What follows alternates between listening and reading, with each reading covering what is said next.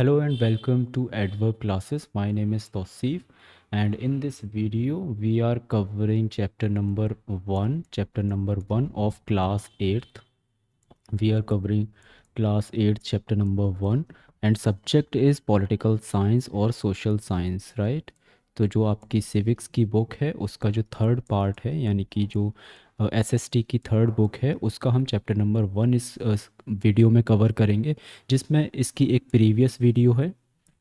Previous video में मैंने आपको बताया है कि व्हाट इज़ कॉन्स्टिट्यूशन, राइट? तो मैंने उसमें कॉन्स्टिट्यूशन की बात की है। तो जब आप प्रीवियस स्लाइड्स देखेंगे जो प्रीवियस वीडियो मैंने बनाई हुई है तो आप उसको समझेंगे तो आप समझ पाएंगे कि कॉन्स्टिट्यूशन एग्जैक्टली क्या होता है।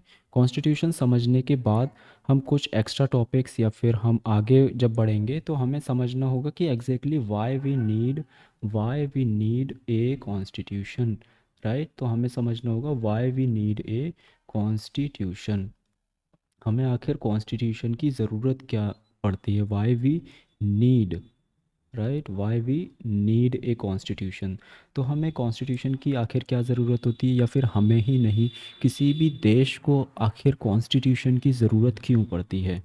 ठीक है, तो उसकी नीड क्या होती है? Why we need a constitution. आइए इसको समझते हैं डिटेल में। ओके, तो इसको समझने से पहले मैंने आपको बताया था कि जो डिफरेंट कम्युनिटीज़ होती हैं उनके क्या होते हैं, डिफरेंट रूल्स होते हैं। डिफरेंट रूल्स होते हैं। अगर मैं उन रूल्स को एक डॉक्यूमेंट में कन्वर्ट कर दूँ और उन रूल्स पर सारी ही कम्युनिटी का कंसेंसस भी होगा तो हम उसको क्या कहेंगे? एक कॉन्स्टिट्यूशन कहेंगे। ओके, तो अब ऐसा नहीं है कि हर एक देश के पास ये डॉक्यूमेंट में एक बुक की फॉर्म में ही कन्वर्ट होता है। सपोज़ मैं आपको बताता हूँ कि इसका क्या मतलब है। देखिए, जैसे इंडिया की अगर मैं बात करूँ, तो अगर मैं इंडियन कॉन्स्टिट्यूशन की बात करूँ, इंडियन कॉन्स्टिट्यूशन, इसी तरह से अगर मैं यूके यानी कि ब्रिटिश या फिर यूनाइटेड किंगडम के कॉन्स्टिट्यूशन की बात करूँ, तो इन दोनों में क्या डिफरेंस है? तो इस यहाँ पर भी कॉन्स्टिट्यूशन है, इसमें भी कॉन्स्टिट्यूशन है, यानी कि इंडिया के पास भी कॉन्स्टिट्यूशन है और यूके के पास भी कॉन्स्टिट्यूशन है और इंडिया के पास भी। तो इंडिया के पास जो कॉन्स्टिट्यूशन है हम उसको क्या कहते हैं? ये एक रिटन कॉन्स्टिट्यूशन है, या फिर हाँ, ये फिर एक रिटन कॉन्स्टिट्यूशन है। इसी की तरह अगर मैं यूके की बात करूँ तो ये एक अनरिटन कॉन्स्टिट्यूशन है। अब इन दोनों टर्म्स का क्या मतलब होगा? अनरिटन कॉन्स्टिट्यूशन है, इन दोनों टर्म्स का मतलब है कि जो रिटन कॉन्स्टिट्यूशन होता है वो एक structure way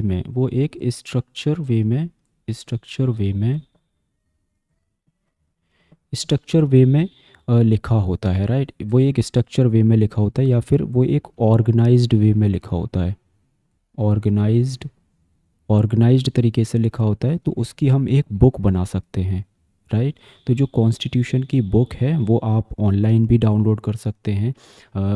law ministry of law की वेबसाइट से आप डाउनलोड कर सकते हैं, या फिर आप किसी शॉप पर जाकर भी परचेज़ कर सकते हैं ये बुक। कि इंडिया का कॉन्स्टिट्यूशन आप परचेज़ करना चाहते हैं तो इंडिया की कॉन्स्टिट्यूशन की जो बुक है वो आप परचेज़ कर सकते हैं किसी भी शॉप से। इसी तरह से अगर मैं अनरिटन कॉन्स्टिट्यूशन की बात करूँ तो ये भी एग्जैक्टली ऐसा नहीं है कि ये कहीं लिखा नहीं होता, ये भी लिखा होता है, रिटन होता है, but on different document, right? On different document, यानी कि यहाँ पर तो हमारे पास सिर्फ एक ही किताब है, एक ही किताब में सारा कॉन्स्टिट्यूशन लिखा हुआ है। बट जो यूके का कॉन्स्टिट्यूशन है वो एक किताब में नहीं लिखा है, बल्कि उनके पास अलग अलग डॉक्यूमेंट्स हैं। अलग अलग डॉक्यूमेंट्स का क्या मतलब है मैं आपको बताता हूँ। देखिए, जब हमारा कॉन्स्टिट्यूशन बनाया गया तो उसको बनाया था एक कॉन्स्टिट्यूएंट असेंबली के द्वारा, यानी कि पार्लियामेंट के द्वारा। ठीक है, तो उन्होंने क्या कहा कि एक ये किताब है, ये इसको हम आज से कॉन्स्टिट्यूशन कहेंगे, इसमें सारे रूल्स प्रिंसिपल सब कुछ लिखा हुआ है कि देश को कैसे चलाना है। ठीक है ना? इसी तरह से अगर मैं यूके की बात करूं तो यूके में कई सारे डॉक्यूमेंट्स हैं, जैसे कि उनका जो सुप्रीम कोर्ट है, या फिर उनका जो पार्लियामेंट है, या फिर अदर जो कोर्ट्स होते हैं, या स्कीम्स, या फिर वगैरह वगैरह। तो अदर जो बॉडीज़ होती हैं वो भी क्या होती हैं, वो अपने रूल्स बनाती हैं। तो सुप्रीम कोर्ट कुछ जजमेंट देगी या फिर वो कुछ रूल्स बना देगी। पार्लियामेंट में कभी कोई रूल्स बन गया या फिर कोई अदर अथॉरिटी है, कोई दूसरी अथॉरिटी, तो उसके कोई रूल्स हो गए। तो इन सभी के रूल्स किसी एक जगह पर प्रिजर्व नहीं हैं, किसी एक जगह पर किसी एक बुक में नहीं लिखे हुए हैं। इसलिए हम इसको क्या कहते हैं, अनरिटन कॉन्स्टिट्यूशन कहते हैं। हालांकि इसके भी जो रूल्स एंड रेगुलेशंस है वो लिखे हुए हैं, बट कहाँ पर लिखे हैं, जो सुप्रीम कोर्ट के जजमेंट हैं, पार्लियामेंट की प्रोसीडिंग्स हैं, तो इन पर लिखे हुए हैं, इनकी डॉक्यूमेंट्स में लिखे हुए हैं, बट अलग अलग जगह पर लिखे हुए हैं। ठीक है ना। बट यहाँ इंडिया की अगर मैं बात करूँ तो इंडिया के पास एक किताब है जिसको हम कॉन्स्टिट्यूशन कहते हैं, एक ऑर्गेनाइज्ड वे में लिखा हुआ है। अगर आप इस बुक को ओपन करेंगे तो उसमें चैप्टर 1, चैप्टर 2, चैप्टर 3 इस तरह से चैप्टर्स दिए हुए हैं, और आप पढ़ेंगे तो आप इजीली भी पढ़ सकते हैं। तो ये एक बुक है जिसमें सारे रूल्स एंड रेगुलेशंस है, बट इसमें इसको हम कहते हैं अनरिटन और इसको हम कहते हैं रिटन कॉन्स्टिट्यूशन। तो आई होप आपको ये बेसिक समझ आ चुका होगा। ऑल राइट, सो हम समझ चुके हैं कि रिटन कॉन्स्टिट्यूशन क्या होता है और अनरिटन कॉन्स्टिट्यूशन क्या होता है। इसके बाद हम डायरेक्टली चलते हैं कि exactly why we need a constitution, right. Why we need a constitution. So basically जो सारी की सारी डेमोक्रेटिक कंट्रीज़ होती हैं, डेमोक्रेटिक कंट्रीज़ होती हैं, उनके सभी के पास क्या होता है, एक रिटन कॉन्स्टिट्यूशन, या फिर रिटन नहीं कहूँगा तो एक कॉन्स्टिट्यूशन होता है, राइट। तो सभी के पास क्या होता है, एक कॉन्स्टिट्यूशन होता है। जितनी सारी की सारी डेमोक्रेटिक कंट्रीज़ होती हैं उन सभी के पास एक रिटन या फिर अनरिटन टाइप का एक कॉन्स्टिट्यूशन होता ही होता है। ठीक है। अब इसका क्या मतलब है मैं आपको डिटेल में समझाता हूँ। आप देखिए, डेमोक्रेटिक कंट्रीज़, जो डेमोक्रेटिक कंट्रीज़ हैं उनके पास एक कॉन्स्टिट्यूशन होता है। तो बेसिकली डेमोक्रेटिक कंट्रीज़ का क्या मीनिंग है, डेमोक्रेटिक कंट्रीज़ का मीनिंग है कि जो पावर है, so power is not concern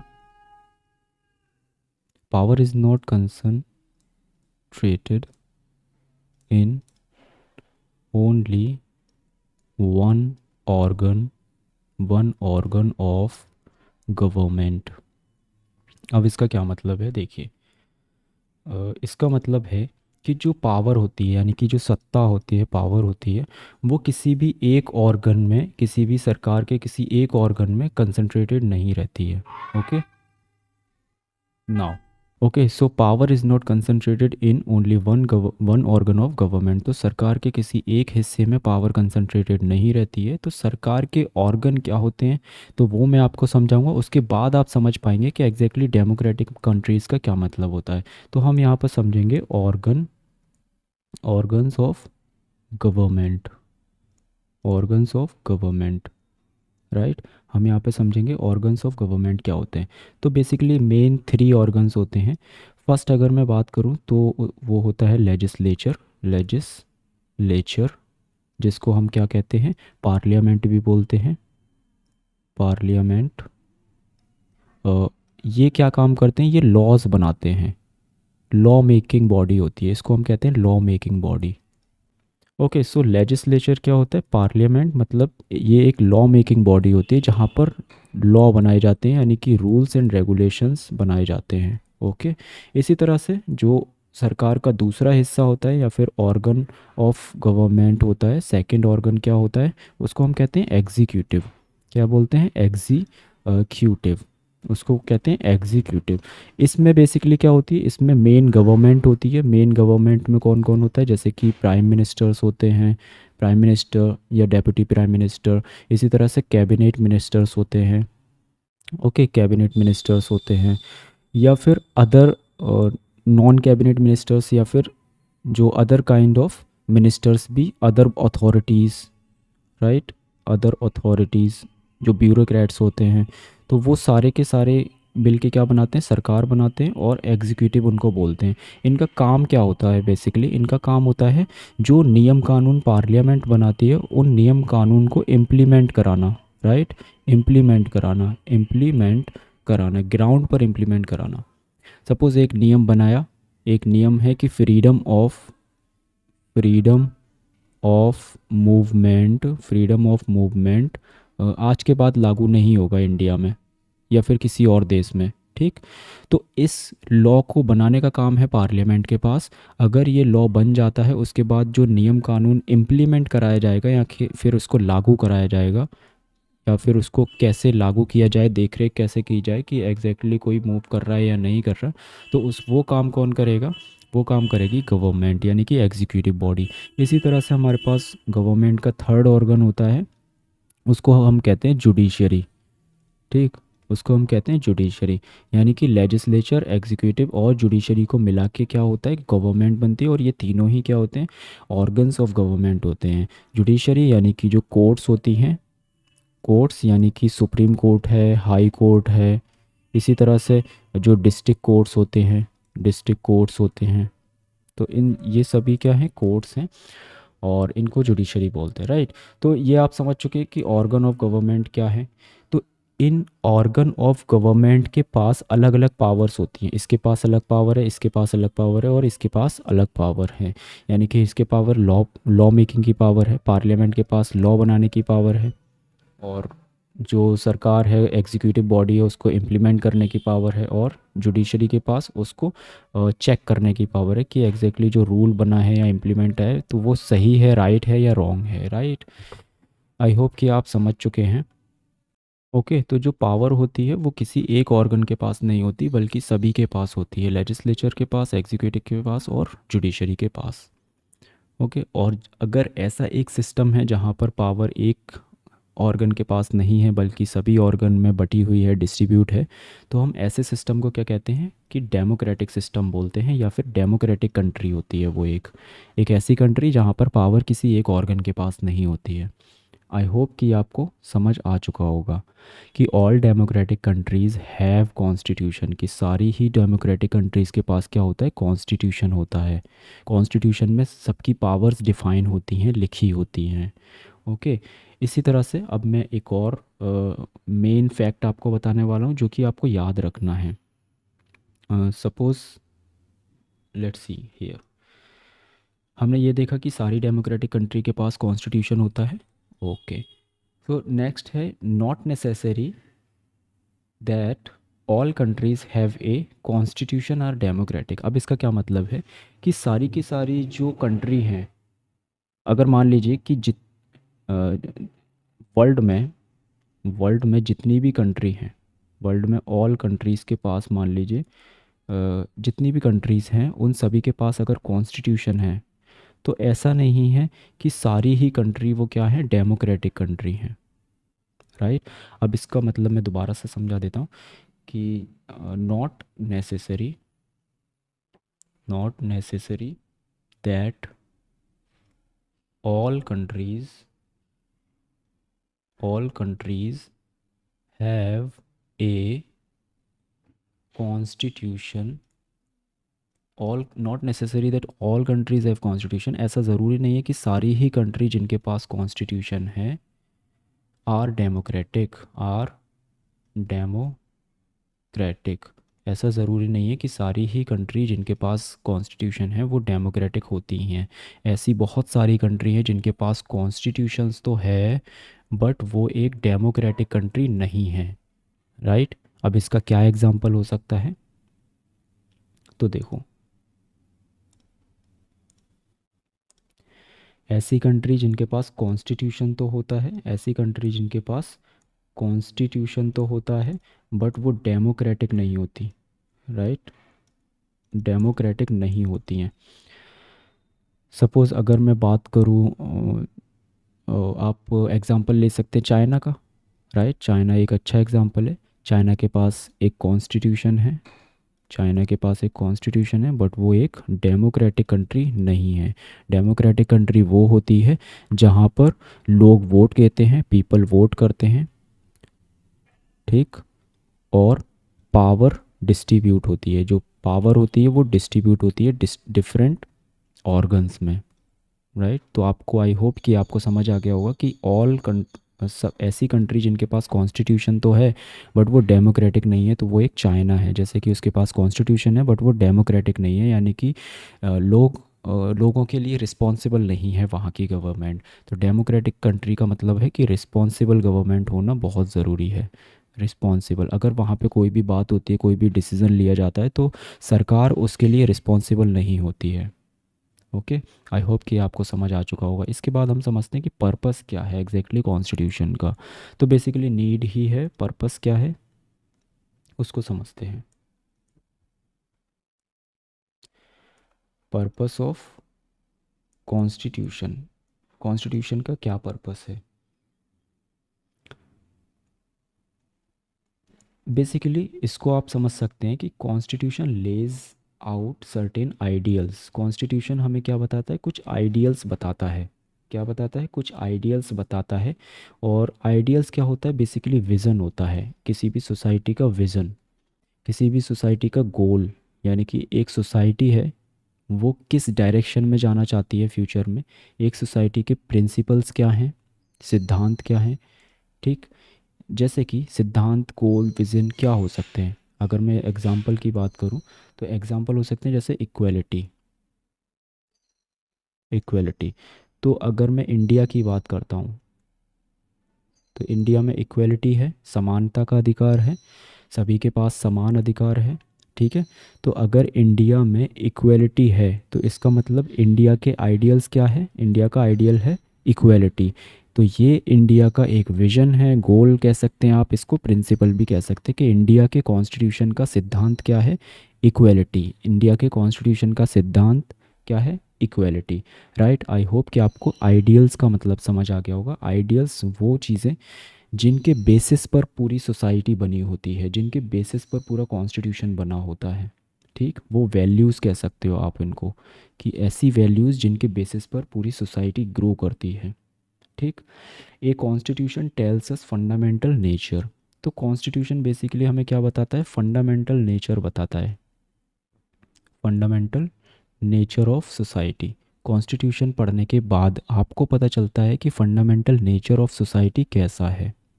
ठीक है, क्या वो सोसाइटी एक करप्ट सोसाइटी है। ठीक है, करप्ट तो नहीं बता सकते, बट कॉन्स्टिट्यूशन पढ़ने के बाद आपको उसकी वैल्यूज़ का पता चलता है, उसके फंडामेंटल नेचर, उसकी वैल्यूज़ क्या हैं, प्रिंसिपल्स क्या हैं, उसके सिद्धांत क्या हैं। ठीक है, तो बेसिकली क्या है कि आइडियल्स का पता चलता है। ठीक है, तो फंडामेंटल नेचर अगर आपको किसी सोसाइटी का जानना है तो आपको उसके कॉन्स्टिट्यूशन को पढ़ना होगा। एक कंट्री में हमने देखा, पिछली वीडियो में हमने समझा था कि जो डिफरेंट कम्युनिटीज़ हैं, एक कंट्री में अलग अलग प्रकार की कम्युनिटीज़ पाई जाती हैं। ठीक है, अलग अलग प्रकार की क्या पाई जाती हैं, कम्युनिटीज़ पाई जाती हैं। जैसे कि एक रिलीजन कम्युनिटी, रिलीजियस कम्युनिटी हो गई, एक ट्राइबल कम्युनिटी हो गई, इसी तरह से एक लिंग्विस्टिक कम्युनिटी हो गई, लिंग्विस्टिक लिंग्विस्टिक कम्युनिटी। तो ये जो डिफरेंट कम्युनिटी हैं, इन डिफरेंट कम्युनिटीज़ की डिफरेंट डिमांड्स होती हैं, डिफरेंट डिमांड डिमांड्स होती हैं, डिफरेंट इश्यूज़ होते हैं। इन ये जो भी इश्यूज़ फेस करते हैं, इनके डिफरेंट इश्यूज़ होते हैं, डिफरेंट डिमांड्स होते हैं। तो कॉन्स्टिट्यूशन हमारी क्या हेल्प करता है, कॉन्स्टिट्यूशन हमारी हेल्प करता है इन सभी सिटीज़न को या फिर इन सभी कम्युनिटी को एग्री करने पर एक ही लॉ पर। यानी कि कॉन्स्टिट्यूशन में अगर एक लॉ लिखा हुआ है तो ये सारी ही कम्युनिटी इस पर एग्री करेंगी, क्या करेंगी, एग्री करेंगी। ओके, कॉन्स्टिट्यूशन में अगर एक लॉ है तो उस वो सारी की सारी कम्युनिटी एग्री करती हैं, उस पर कंसेंसस देती हैं। ठीक है, तो इससे हमें क्या बेनिफिट होता है कि अगर हम एक कॉन्स्टिट्यूशन बना देते हैं, एक कॉन्स्टिट्यूशन बना देते हैं जिसमें लॉ नियम लिखे हुए हैं, तो सारी community live together, all community can live together. तो सारी कम्युनिटी आपस में भाईचारे के साथ रह सकती, क्योंकि नियम कानून से एक देश को चलाया जाता है। ठीक है, तो कॉन्स्टिट्यूशन हमारी हेल्प करता है to make a law. Constitution हमारी हेल्प करता है एक नियम बनाने में, एक लॉ बनाने में। सो ऑल सिटीजन्स और all community agree upon that law. तो सारी कम्युनिटी क्या होती हैं, उस लॉ पर एग्री करें। ठीक, आई होप कि आपको समझ आ गया होगा कि कॉन्स्टिट्यूशन का पर्पस क्या है। आइडियल्स को बताना, आइडियल्स यानी कि बेसिक वैल्यू, प्रिंसिपल, गोल, ये सारी वैल्यूज़ को बताना। जैसे कि इक्वलिटी इंडिया की एक वैल्यू है, इसी तरह से अगर दूसरी वैल्यू की बात करूँ तो फ्रीडम भी क्या है, इंडिया की एक आइडियल है, फ्रीडम। ठीक है, freedom of movement, freedom of speech, freedom of suppose freedom of religion, every kind of freedom is mentioned in the constitution which is relevant to Indian society, right? So next अगर मैं purpose की बात करूं, अगर मैं दूसरे purpose की अगर मैं यहाँ पे बात करूं, तो दूसरा क्या पर्पस हो सकता है इंडियन सोसाइटी का? ओके, सपोज अगर मैं सेकंड इम्पोर्टेंट पर्पस की बात करूं, तो it defines, so to define the nature of the country's political system. So अगर आपके पास एक कॉन्स्टिट्यूशन है, अगर आपके पास क्या है, एक कॉन्स्टिट्यूशन है, कॉन्स्टिट्यूशन, अगर आपके पास एक कॉन्स्टिट्यूशन है आपकी कंट्री में, तो इस कॉन्स्टिट्यूशन में पॉलिटिकल सिस्टम को डिफाइन किया होगा। पॉलिटिकल सिस्टम के बारे में भी हम जान सकते हैं कि एक कंट्री का पॉलिटिकल सिस्टम कैसा है। पॉलिटिकल सिस्टम का मतलब होता है कि टाइप ऑफ गवर्नमेंट कैसा है वहाँ पर, टाइप ऑफ गवर्नमेंट, सरकार किस प्रकार से चलाई जाती है उस कंट्री में। अगर आपके पास एक कॉन्स्टिट्यूशन है तो आप उस कॉन्स्टिट्यूशन को पढ़ के ये बता सकते हैं कि किसी कंट्री में टाइप ऑफ गवर्नमेंट क्या है या उसका पॉलिटिकल सिस्टम क्या है।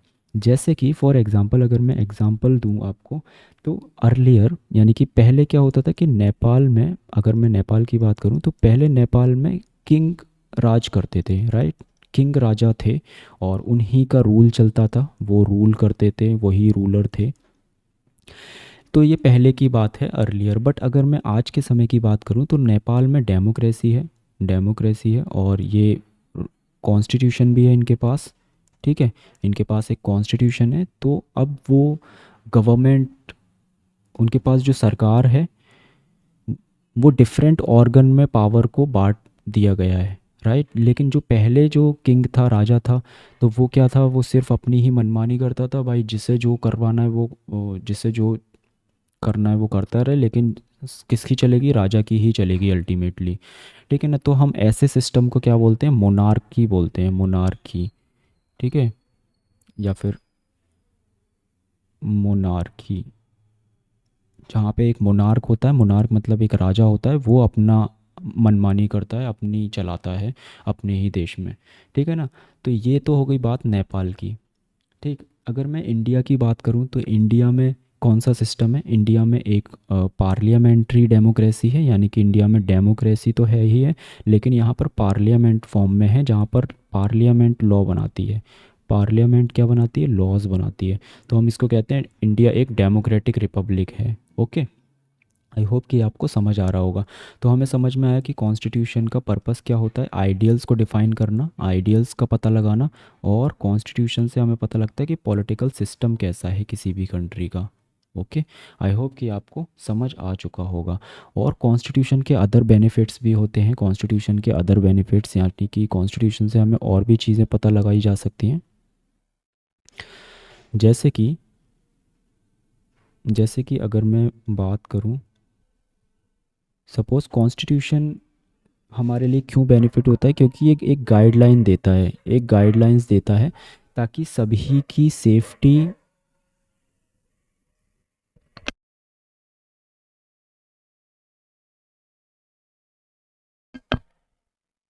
ताकि सभी की सेफ्टी, सेफ्टी एंड सिक्योरिटी को मेंटेन किया जा सके, सिक्योरिटी, सिक्योरिटी को मेंटेन किया जा सके, ठीक है ना? तो कॉन्स्टिट्यूशन हमें गाइडलाइन की तरह प्रोवाइड कराता है, ताकि डिसीजन मेकिंग में भी हेल्प कर सके। जो सरकार होती है, सरकार क्या डिसीजन लेगी, तो वो क्या करती है कि कॉन्स्टिट्यूशन में क्या रूल हैं उनके अकॉर्डिंग ही डिसीजन लिए जाते हैं।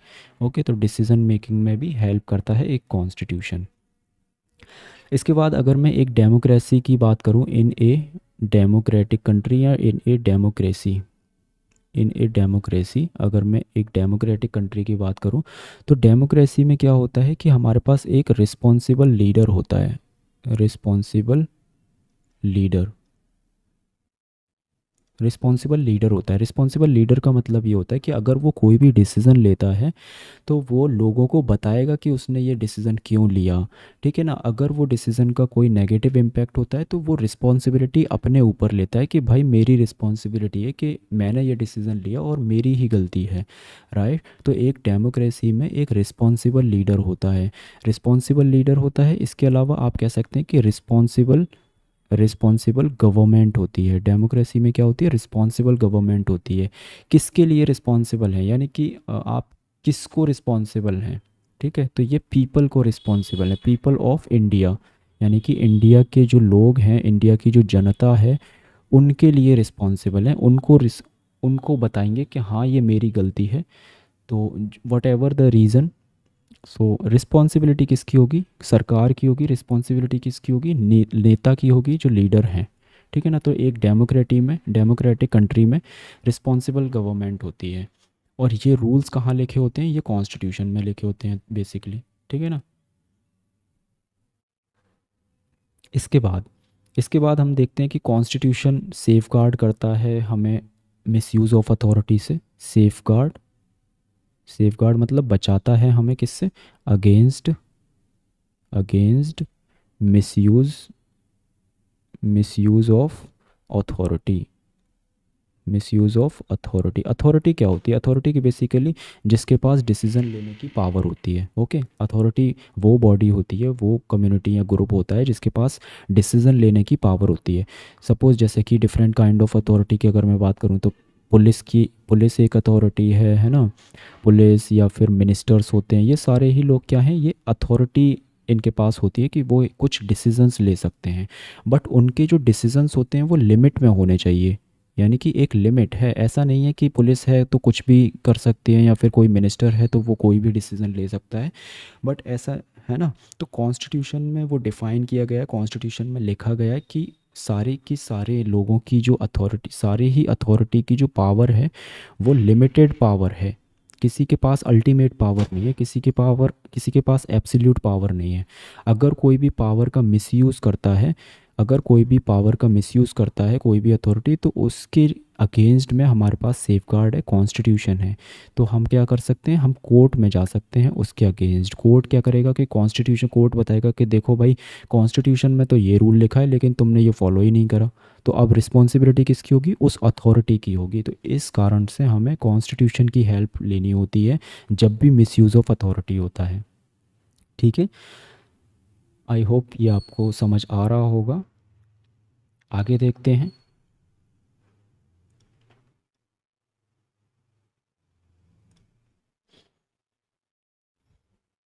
आगे देखिए, मैं इसको थोड़ा सा और एलेबोरेट कर देता हूँ कि मिसयूज़ ऑफ अथॉरिटी का एग्जैक्टली क्या मीनिंग होता है। मिसयूज़ ऑफ अथॉरिटी से हम क्या समझ सकते हैं? तो मिसयूज़ ऑफ अथॉरिटी को समझने के लिए हम एक एग्जांपल समझते हैं। ठीक है। आपके पास एक क्लास है, उसमें बहुत सारे बच्चे हैं। ये क्लास है, इसमें एक मॉनिटर है। ये कौन है? मॉनिटर। ठीक है। सपोज़ आपकी क्लास में जो मॉनिटर है वो एक पर्सन को या एक बॉय को, एक लड़का यहाँ बैठा हुआ है, वो इनोसेंट पर्सन है या इनोसेंट बॉय है। ठीक। इनोसेंट है। उसने क्या करा? मॉनिटर ने एक शिकायत कर दी प्रिंसिपल के साथ कि भाई इसने कुछ गलत किया है। और क्या होगा फिर? प्रिंसिपल इसको क्या करेगा? पनिशमेंट करेगा, पनिश करेगा इसको। ठीक। मॉनिटर ने क्या किया? अगर वो मॉनिटर है, अगर उसको रिस्पॉन्सिबिलिटी दी गई है तो वो अपनी रिस्पॉन्सिबिलिटी को ठीक से यूज़ नहीं कर पा रहा है या कर रहा है जानबूझ के। अगर वो मिसयूज़ करता है, यहाँ पर मिसयूज़, उसको एक पावर दी गई है कि भाई तुम मॉनिटर हो, तुम क्लास को देख रेख करो। अगर वो इस पावर का मिसयूज़ करता है तो क्या होगा? पनिशमेंट मिलेगी इस इनोसेंट बच्चे को। ठीक है। इसी को हम कहते हैं पावर का मिसयूज़ करना, पावर्स मिसयूज़। ठीक। अगर इसको, ये तो हमने बात की क्लास का एग्जांपल लिया। अगर मैं इसको बात करूं, एक मिनिस्टर, आपके आपके जो सिटी है वहाँ पर एक मिनिस्टर है या फिर आपके शहर में एक जो मिनिस्टर है, वो भी पावर का मिसयूज़ कर सकता है। ठीक है। पावर का मिसयूज़ कर सकता है। कैसे करेगा वो पावर का मिसयूज़?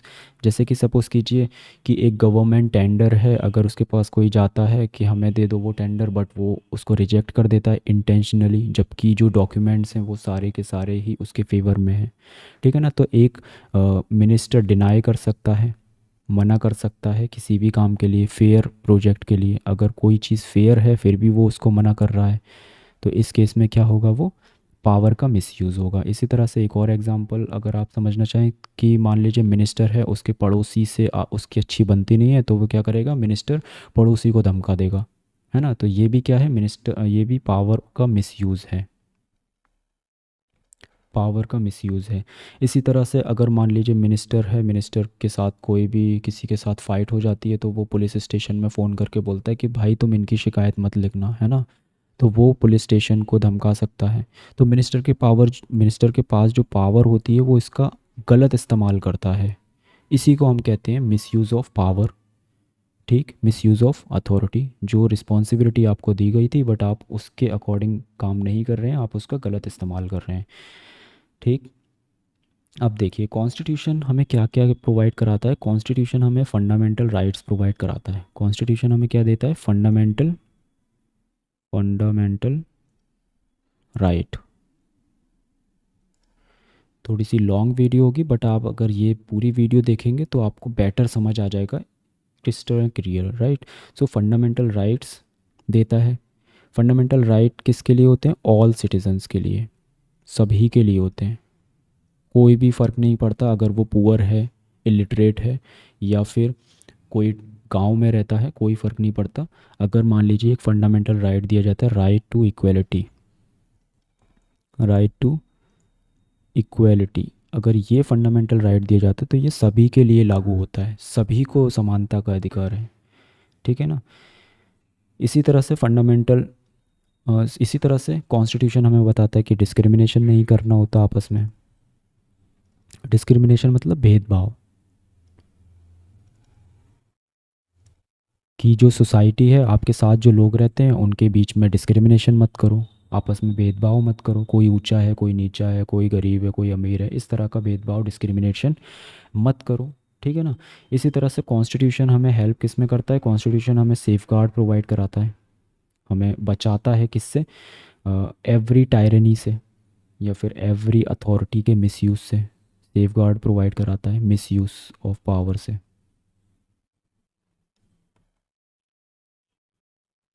ठीक है, आई होप ये आपको समझ आ गया होगा कि बेसिकली कॉन्स्टिट्यूशन की हमें ज़रूरत क्यों होती है, कॉन्स्टिट्यूशन का पर्पस क्या होता है, कॉन्स्टिट्यूशन हमारे लिए क्यों बेनिफिशियल है ना? कॉन्स्टिट्यूशन हमारे लिए क्यों बेनिफिट है। कॉन्स्टिट्यूशन में जैसे सपोज़ कीजिए जो एक कॉन्स्टिट्यूशन है, कॉन्स्टिट्यूशन कॉन्स्टिट्यूशन हमें सेफगार्ड करता है या फिर हमें बचाता है किससे, डोमिनेंट ग्रुप से भी बचाता है। जैसे कि डोमिनेंट ग्रुप, कॉन्स्टिट्यूशन में नियम कानून है कि भाई जो डोमिनेंट ग्रुप है, यानी कि जो मेजॉरिटी ग्रुप है, जिसके पास ज़्यादा पावर है, जिसके पास ज़्यादा लोग हैं, मेजॉरिटी पीपल क्या करेंगे, मेजॉरिटी पीपल किसी लेस पावरफुल पीपल पर अपना डोमिनेशन नहीं कर सकते। ठीक है, लेस पावरफुल पीपल, जो लेस पावरफुल पीपल हैं यानी कि कम ताकतवर लोग हैं, उन पर जो ताकतवर लोग हैं वो डोमिनेट नहीं कर सकते, यानी कि डोमिनेट करना, अपना हक जमाना, यानी कि अपनी बात मनवाना। ओके, तो कॉन्स्टिट्यूशन ये वैल्यू है कॉन्स्टिट्यूशन के पास। हमारे इंडियन कॉन्स्टिट्यूशन की अगर मैं बात करूं तो इंडियन कॉन्स्टिट्यूशन में भी इसी तरह की वैल्यूज़ प्रमोट की जाती हैं कि जो मेजॉरिटी में लोग हैं, मेजॉरिटी का मतलब जिसके पास नंबर ऑफ़ पीपल्स ज़्यादा हैं, नंबर ऑफ़ पीपल्स अगर मोर हैं, मैक्सिमम है, तो उसको हम कहेंगे मेजॉरिटी। अगर ज़्यादा लोग किसी के पास है, मान लीजिए आपकी सिटी में दो लोग हैं, एक लोग को मान लीजिए एक क्लास है, मैं इसको एग्जांपल से समझाता हूँ, इसमें 100 लोग हैं। ठीक है, अब मॉनिटर कौन बनेगा, ए पर्सन बनेगा या बी पर्सन बनेगा। सपोज़ ए पर्सन के साथ तो 70 लोग हैं और बी पर्सन के पास 30 लोग हैं, तो जो ए है ना वो मेजॉरिटी में है, उसको कहा जाएगा कि ये मेजॉरिटी ग्रुप है। ओके, और इसको कहा जाएगा ये माइनॉरिटी ग्रुप है क्योंकि इसके पास लोगों का सपोर्ट कम है। ओके, इसी तरह से जो लेस पावरफुल पीपल हैं, अब क्या होगा, सपोज़ इसी क्लास में सपोज़ ये बॉयज़ हैं, ठीक है, ये गर्ल्स हैं, ठीक है। अब टीचर बोलता है कि आपको कुछ स्पोर्ट के नाम दिए जाते हैं, जैसे कि क्रिकेट और फुटबॉल, दो गेम के नेम दिए जाते हैं। तो अब टीचर बोलते हैं कि भाई आपको इनमें से सिलेक्ट करना है कि आज कौन सा गेम खेला जाएगा। ओके। बॉयज़, क्योंकि बॉयज़ के पास ज़्यादा नंबर हैं, 70 लोग इसके सपोर्ट में हैं, बॉयज़ के सपोर्ट में, तो क्या होगा, बॉयज़ अपनी मनमानी कर सकते हैं। बॉयज़ कहेंगे नहीं भाई हमें तो क्रिकेट ही खेलना है, लेकिन गर्ल्स कहेंगी नहीं हमें फ़ुटबॉल खेलना है। तो यहाँ पर जो माइनॉरिटी है, माइनॉरिटी में कौन है, गर्ल्स हैं। अगर माइनॉरिटी में गर्ल्स हैं तो इनके इंटरेस्ट इंटरेस्ट इंटरेस्ट या फिर विल, यानी कि जो गर्ल्स चाहती हैं वो तो फुलफ़िल हो ही नहीं रहा, गर्ल्स की डिमांड तो फुलफ़िल हो ही नहीं रही, यहाँ पे तो सिर्फ बॉयज़ की चल रही है ना, क्योंकि ये मेजॉरिटी में है। तो हमें इससे ये पता चला कि जो कॉन्स्टिट्यूशन है ना, वो कॉन्स्टिट्यूशन इस तरह के सिस्टम को भी रोकता है कि किसी एक डोमिनेंट ग्रुप को फ्लरिश ना किया जाए। ठीक है ना।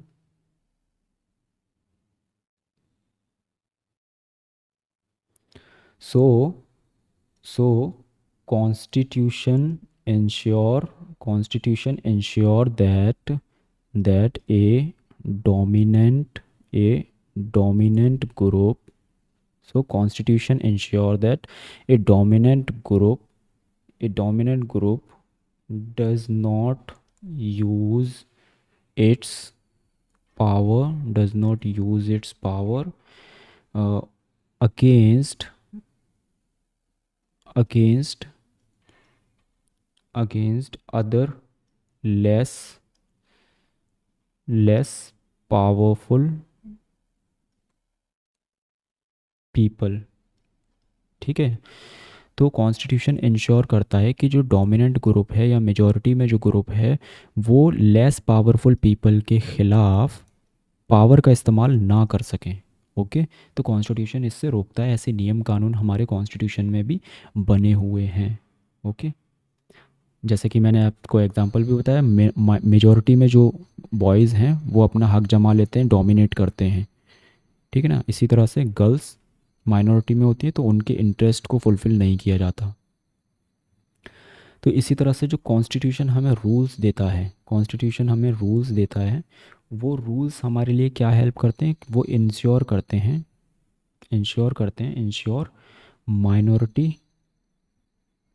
Minority not excluded. एक्सक्लूड का मतलब क्या होता है कि बाहर निकाल देना। यानी कि अब इस गेम में पता है क्या हो रहा है, इस गेम में हो रहा है कि आपने गर्ल्स के जो इंटरेस्ट है, गर्ल्स की जो डिमांड है उसको तो कोई कंसीडर किया ही नहीं, यानी कि गर्ल्स को एक्सक्लूड कर दिया आपने, है ना। तो रूल्स, जो कॉन्स्टिट्यूशन में रूल्स लिखे हैं वो इंश्योर करते हैं कि जो माइनॉरिटी के राइट्स हैं, माइनॉरिटी के रूल्स हैं, उनको एक्सक्लूड ना किया जाए। ओके। तो ये प्रिवेंट करता है, क्या प्रिवेंट करता है, it prevent this this kind of tyranny. Tyranny क्या होता है, टायरनी मीन्स अत्याचार। ठीक है। जो मेजॉरिटी अत्याचार करती है माइनॉरिटी के ऊपर, उसको रोकने के लिए कौन सामने आता है, रूल्स एंड रेगुलेशन सामने आते हैं। और ये रूल्स एंड रेगुलेशंस कहाँ लिखे हैं, ये कॉन्स्टिट्यूशन में लिखे हैं। आई होप कि आपको समझ आ चुका होगा। ओके। इसके बाद अगर मैं आपको बात करूं जो कम्युनिटी का डोमिनेशन होता है, ठीक है ना, अगर मैं डोमिनेशन की बात करूं, कम्युनिटी के अंदर जो डोमिनेशन होता है तो वो दो प्रकार का होता है। जैसे कि एक को आप कहते हैं inter community domination. Inter community domination, इसमें क्या होता है कि एक कम्युनिटी है वो दूसरी कम्युनिटी पर डोमिनेशन करेगी या डोमिनेट करेगी, यानी कि एक कम्युनिटी दूसरी कम्युनिटी पे अपना हक जमाएगी। जो ये कम्युनिटी ए कम्युनिटी चाहेगी वही बी कम्युनिटी को मानना पड़ेगा। ठीक है ना। इसी तरह से दूसरा टाइप का जो डोमिनेशन होता है वो होता है intra community domination. Intra community domination, इसमें क्या होता है कि अगर मान लीजिए एक प्रकार की जो कम्युनिटी है इसमें ग्रुप ऑफ पीपल हैं, ठीक है। अब इस कम्युनिटी के अंदर ही कुछ लोग हैं वो पूरी कम्युनिटी के ऊपर डोमिनेशन करेंगे। यानी कि इसमें इसमें जो कुछ, मान लीजिए ये ए है और ये बी ग्रुप है, इस ए कम्युनिटी में कुछ लोग हैं ऐसे जो क्या करते हैं, हक जमाते हैं पूरी की पूरी कम्युनिटी पर, राइट।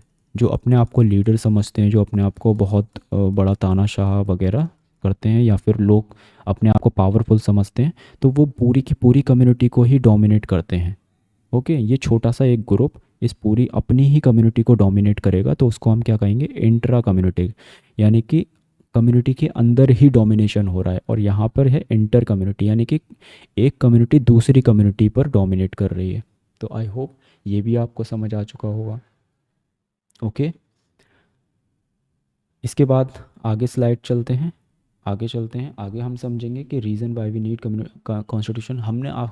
अभी तक कई सारे रीज़न समझ चुके हैं, हमने अभी तक कई सारे रीज़न समझ चुके हैं कि एग्जैक्टली हमें नीड क्या है, वाई वी नीड, हमें क्यों नीड है कॉन्स्टिट्यूशन की। ठीक है, तो सपोज़ एक मेन, हाँ मतलब कॉन्स्टिट्यूशन की हमें क्यों ज़रूरत है, तो एक मेजर इम्पोर्टेंट ज़रूरत हम इस प्रकार समझ सकते हैं, जैसे कि it save us from our selves. हमने बहुत सारे रीज़न समझ लिए, बहुत सारी पॉइंट समझ लिए कि हमें क्यों ज़रूरत है कॉन्स्टिट्यूशन की।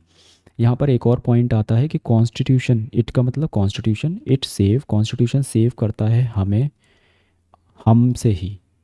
ठीक है, थोड़ी सी समझाने में आपको डिटेल में समझाता हूँ इसको आगे, बट आप इस लाइन का मतलब क्या होगा कि कॉन्स्टिट्यूशन, इट का मतलब कॉन्स्टिट्यूशन, कॉन्स्टिट्यूशन हमें सेव करता है हम ही से। अब हम ही से कॉन्स्टिट्यूशन हमको कैसे सेव करेगा, उसका एग्जाम्पल या उसको डिटेल में समझते हैं। ठीक है, तो फर्स्ट ऑफ ऑल एक एग्जाम्पल, एक स्टोरी टाइप आपकी बुक में दिया हुआ है। जैसे शबनम नाम की एक गर्ल है, शबनम नाम की एक गर्ल है, तो उसका क्या है कि कल, टुमारो, टुमारो एक टेस्ट है। ठीक है, उसका एक टेस्ट है कल, अब उसको पढ़ना है, ठीक है ना। बट घर में क्या है, घर में टीवी चल रही है, ठीक है, लेकिन उसका फेवरेट कार्टून भी आ रहा है या फेवरेट सीरियल आ रहा है, ठीक है, उसका देखने का मन भी है। उसके पेरेंट्स देखते हैं टीवी, टीवी अभी कौन देख रहा है, उसका पेरेंट्स देख रहे हैं। बट वो अपने आप को रोक रही है, वो अपने आप को पूरी कोशिश कर रही है कि मैं टीवी ना देखूं, क्योंकि अगर टीवी देखने लगे तो भाई फिर कल कौन टेस्ट देगा, टेस्ट में नंबर कैसे आएंगे, ठीक है ना। तो हो क्या रहा है यहाँ पर कि टीवी देखने से शबनम खुद को रोक रही है, क्योंकि अगर उसने खुद टीवी देखने लगी तो उसके नंबर ख़राब हो जाएंगे। तो उसने क्या कहा अपने पेरेंट्स से कि पेरेंट्स सारी टीवी बंद कर दो, कोई भी टीवी मत देखो। तो जब कोई भी नहीं देखेगा तो हम भी नहीं देखेंगे। यानी कि रूल्स जो है सभी पर लागू करा दिया उसने, ठीक है, ऑल सिटीजन्स पर, यानी कि सभी लोगों पर वो रूल लागू होगा, मतलब टीवी ही बंद कर दो। ओके, इसी तरह से अगर मैं इसको रियल लाइफ एग्जांपल या फिर अगर मैं पॉलिटिकल एग्जांपल आपको दूं, तो वो ये हो सकता है कि एक डेमोक्रेसी कंट्री है, in a democratic country, in a democratic country, अगर एक डेमोक्रेटिक कंट्री है जहाँ पर लोगों का राज चलता है, सपोज़ कीजिए कल को क्या होगा, कल को क्या होगा कि लोग कहेंगे कि भाई जो डेमोक्रेटिक कंट्री है वो तो बहुत स्लो है ना, यहाँ पर हेल्थ सिस्टम बहुत बेकार है, हेल्थ केयर सिस्टम बेकार है, करप्शन बहुत है, करप्शन मतलब जहाँ पर भी जाओ नेता करप्ट हैं या फिर पुलिस वाले करप्ट हैं या फिर कोई अदर बॉडी सब करप्ट हैं, तो करप्शन बहुत सारा है, ये देखने को मिलता है। इसके बाद वॉर्स हैं, यानी कि युद्ध छिड़ जाए तो हमारी कंट्री लड़ नहीं सकती अगर डेमोक्रेसी है, क्योंकि यहाँ पर पीएम है या फिर कैबिनेट है, फिर पार्लियामेंट है, फिर जुडिशरी है, और फिर एग्जीक्यूटिव है, यानी कि बहुत सारे ऑर्गन्स हैं सरकार के, तो ये सब लोग आपस में मिलते हैं तब जाके एक डिसीज़न ले पाते हैं। तो हम क्या करेंगे कि लोगों ने क्या कहा कि भाई ये डेमोक्रेटिक सिस्टम हटा दो, अब तुम क्या लेकर आ जाओ, एक मोनार्की लेकर आ जाओ, यानी कि एक वन पर्सन रूल कर दो, यानी कि एक ऐसा इंसान बना दो जो सिर्फ एक अपना रूल बनाए और वो स्पीड से डिसीज़न ले, ठीक है ना, स्पीड से डिसीज़न ले।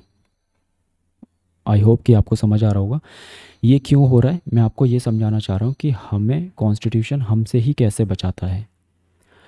तो जो एक कम्युनिटी है, मान लीजिए ये एक कम्युनिटी है, इस कम्युनिटी ने डिसाइड किया कि अब हम कॉन्स्टिट्यूशन को नहीं मानेंगे, अब हम डेमोक्रेटिक कंट्री नहीं हैं। अब हम क्या हैं कि हमारा ये एक लीडर है और यही हमारे सारे डिसीज़न लेगा।